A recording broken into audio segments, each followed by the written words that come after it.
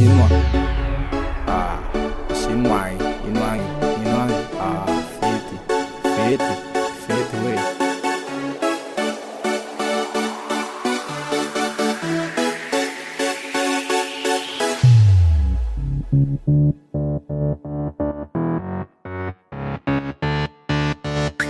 Androany ty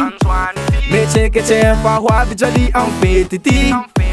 miaramfaly amitsika hankafy fa ambiance ty fa volagny fa tsy maintsy garanty tsamaranjay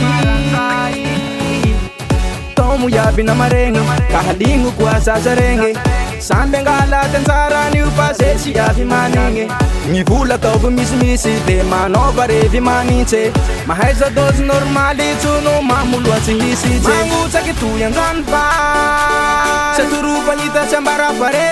ambiance ny mena be maresaky toy androany fa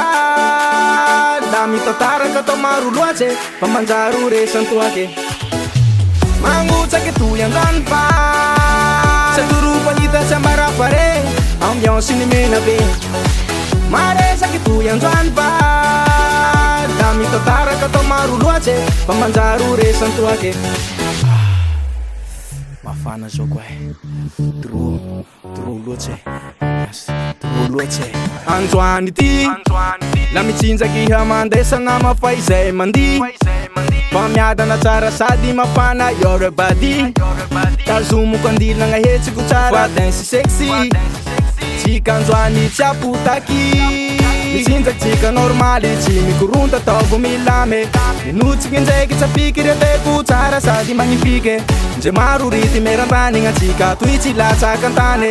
nje ragatin soli vaky lalaky lany mame mangotsaky toy androany fa tsy atorofanita tsy ambarafare ambiance ny mena be maresaky toy androany fa la mitataraka atao maro loatse fa manjaro resantoake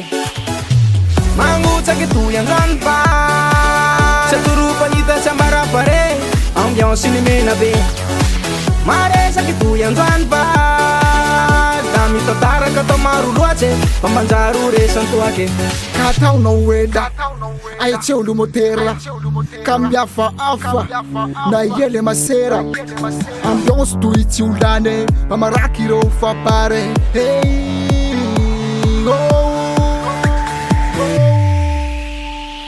mangotsaky toy androany fa tsy atorofanita tsy ambarafare ambiance ny mena be maresaky toy androany fa